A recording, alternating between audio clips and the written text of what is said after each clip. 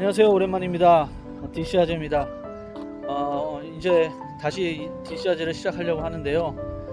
이제부터는 그 이민자들, 우리 같은 이민자들이 필요한 정보를 제공하는 그런 코너를 가지려고 합니다. 이제 많이 기대해 주시고 응원과 성원 부탁드립니다. 감사합니다. 네, 여러분 안녕하십니까? DC아제입니다. 오늘은 한상준 변호사를 모시고 요즘 미국에서 돌아가고 있는 그 이민법 이런 거 관련해서 좀 얘기를 들어보도록 하겠습니다. 예, 한 변호사님 안녕하세요. 안녕하세요. 잘 지내셨어요? 예, 잘 지내셨어요. 오랜만입니다. 오랜만입니다. 예. 그 트럼프 2기 행정부가 들어서면서 뭐 이런저런 일들이 많았어요. 행정명령도 떨어져가지고 그 추방당하는 사람들이 많고 그랬는데, 물론 불법으로 들어오시지 않은 분들은 뭐 걱정할 필요가 없겠지만은 그래도 혹시나 하는 마음에 걱정들을 좀 하시는데, 뭐가 좀 달라진 건가요? 어떻게 변했나요?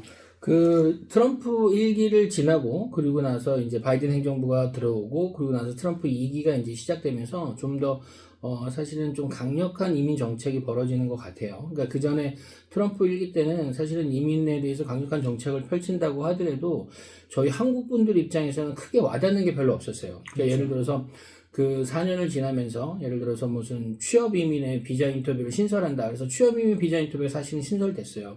그래서 그게 신설되면서 그 전에는 사실은 취업 이민에 대해서 인터뷰가 없었는데 그 이후에 취업 이민 하는 사람들 인터뷰를 다 했었고, 그래서 그런 부분으로 이제 계속 이제 그 까다로워졌네요. 예, 그렇죠. 그러니까 이민 절차가 계속 진행이 늦어지는 부분이 있었는데 그 이후에 이제 코비드 사태가 벌어지면서 사실은 이제 인터뷰가 다 없어졌어요. 그러면서 이제 그 바이든 행정부가 지나고 그리고 이제 트럼프 2기가 들어서면서 사실은 트럼프 1기 때 만들어진 그런 정책들이 바이든 정부 시절에 없어지거나 그러지 않았어요. 그냥 그대로 살아 있었어요.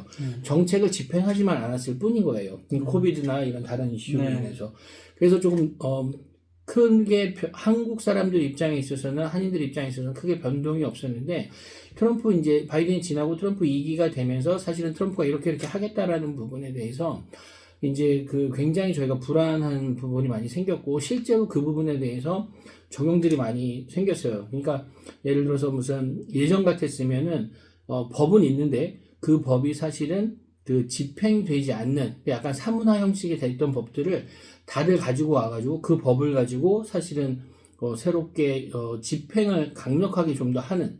그러니까 그동안에는 예를 들어서 주소 변경이라는 건 여러분들 이제 AR11이라고 해서 구글에 가서 AR11을 찾으면 그 나오거든요. 그래서 온라인에 접수를 하면 영주권자나 모든 non-immigrant status, 비이민 비자를 가지고 계신 분들은 주소지를 이전할 때 반드시 그 신청을 하게끔 돼 있었어요. 신고.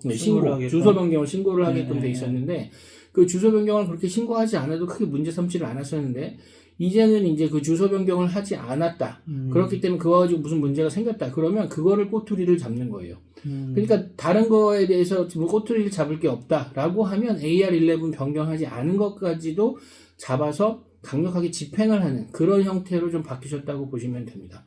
그래서 사실은 많은 분들이 걱정을 좀 많이 하고 계시는데요. 사실 합법적인 테두리 안에 계시는 분들은 크게 걱정할 필요가 없으세요. 별로 그 문제 삼을 건 없어요. 그렇지만 약간의 그런 사소한 이민법 규정에 대한 위반, 그 주소 변경에 대한 위반이라든지 아니면은 뭐 벌금이 생겼는데 벌금을 내지 않았다라든지 아니면 뭐 교통 딱지를 떼었는데 그 벌금 내지 않은 거, 그다음에 뭐 음주운전을 했는데 아니면 뭐 스피드를 했는데 벌금 내지 않은 거, 경찰이 불렀는데 가지 않았다는 거. 예전 같았으면 사소할 수 있는 부분이 이제는 인터뷰에서도 하나하나 잡아서 정말로 반드시 찾아서 집행을 하겠다라는 의지를 이민국에서 보여주고 있는 것 같아요. 그렇기 때문에 그런 부분을 좀 조심하셔야 될 것 같습니다. 사소한 부분까지도. 예. 그렇다면은 이 트럼프 행정부가 이제 물러나고 아직 뭐 많이 남았습니다만은 더 다른 민주당이나 이런 데서 좀 정권을 잡았을 경우에 좀 달라질 가능성은 있을까요? 제가 그 이민법을 이제 프랙티스 한 지가 벌써 한 20년이 다 돼가는데요. 그 20년 동안 제가 이렇게 쭉 봐온 입장에서 미국이 민주당이나 공화당이나 이제 왔다 갔다 하면서 이민을 어떻게 바꾸겠다라고 하더라도 실제 저희 한인들 입장에서는 크게 도움이 된 적이 별로 없었어요. 그래서 민주당이 정권을 잡는다고 하더라도 크게 뭐 한인들 입장에서 뭐 예를 들어서 불법 체류자로 있었던 분들을 구제해준다든지 이런 건 정말 말만 있었지 실제로 변경되지 않았고 다카라는 제도를 만들었긴 하지만 네네. 그걸 통해서 실제로 영주권을 받은 게 아니라 다카 그냥 단순하게 연장을 해준 것 뿐이라서 지금 또 그런 부분들에서 다시 곤란을 겪고 있고 이런 부분들이 있죠. 그래서 그 저희 입장에서는 사실은 그 정권의 변경, 그러니까 정치적인 활동의 변경보다는 실제 법률적인 거에 의지해서 합법적인 상태를 유지하면서 계속해서 신분을 좀 안정적으로 끌고 가면 크게 불합리한 점을 받지 않을 것이라고 생각을 합니다. 예. 다카 얘기를 좀 하셨는데, 다카도 이제 말씀하신 중에 이제 내용은 있었지만은, 트럼프 행정부에서 이거를 없애버리겠다, 뭐, 안 지키겠다, 이런 말들이 나오고 있어요.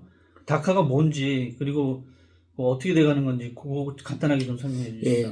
그 다카는 예전에 이제 14세 이전, 그러니까 아이가 부모하고 같이 들어왔을 때 불법으로 들어왔는데 그 친구들이 이제 미국에서 쭉 지내다 보니까 나이가 이제 조금 많아졌잖아요. 네. 그래서 실제로 추방을 하지 않고 그 부분에 대해서 조금 연장을 해주는, 그러니까 추방을 유예하는 거죠. 추방을 유예하는 시스템으로 해서 그 친구들한테 여행을 할 수 있는 기회도 주고, 그 다음에 영주권을 주는 건 아니죠. 영주권을 주는 건 아니에요. 네. 그러니까 그런 기회도 주고, 그 다음에 가장 큰 혜택이 뭐냐면 그 Employment Authorization Document, 미국 내에서 합법적으로 일을 할 수 있도록 해줬어요.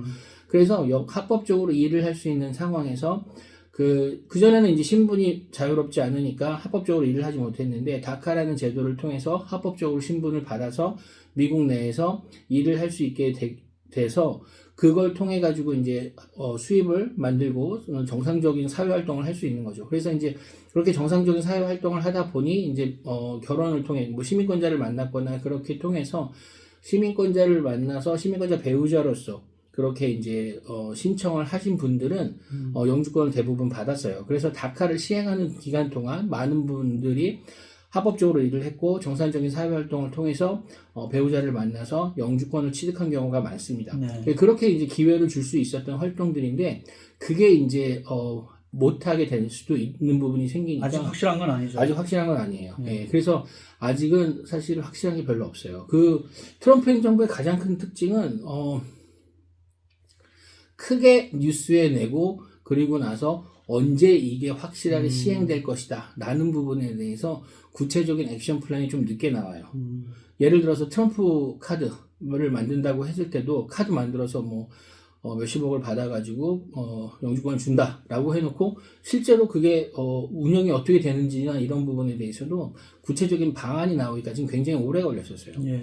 그러니까 지금 여러 가지 부분들, 그러니까 트럼프 행정부에서 우리가 이렇게 하겠다라고 하는 것들은 약간의 행정 예고와 비슷해요.